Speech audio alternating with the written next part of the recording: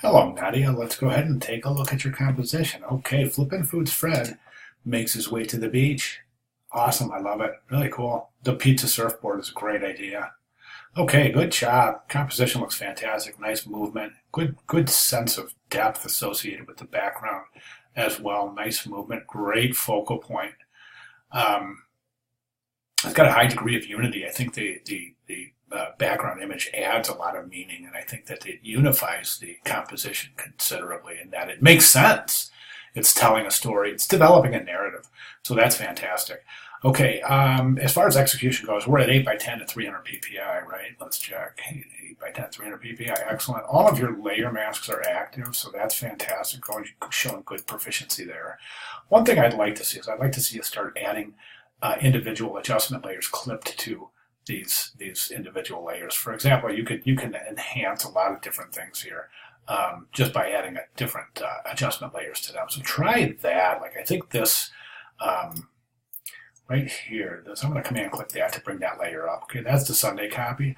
Let's go ahead and add an adjustment layer on that. I'm just going to add a levels adjustment layer to try to bring out some of the tonality in that. Now, note that if I go ahead and bring up my properties right now and I try to change that, it's going to change the entire image, right? And we don't want that. So what we want to do is clip this to the layer below it. So I'm going to right click and I'm going to create a clipping mask. Then I can bring out some of the tone in that and darken that up a little bit there just to add a little bit more contrast to that area, the Sunday itself. That's looking really fantastic there.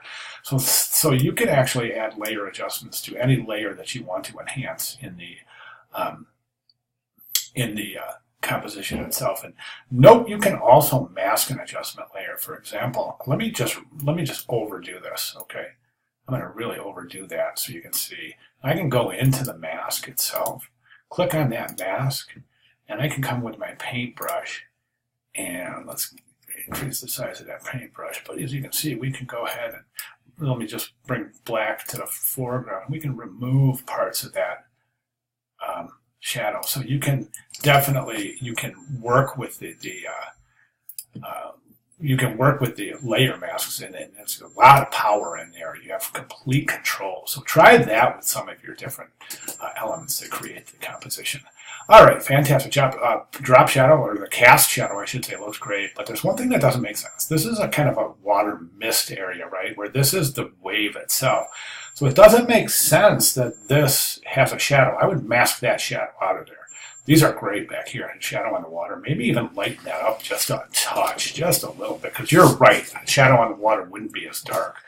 So my only other and final comment is the type. The type is really plain. There's no, I mean, we've learned a lot of type techniques. We've learned how to clip images to type. I gave you all of those type tutorials, and I really would like to see you employ some really fascinating type in this composition. So I would recommend that you go back, take a couple type tutorials, find one you really like that you think will fit with the composition, and go ahead and try it.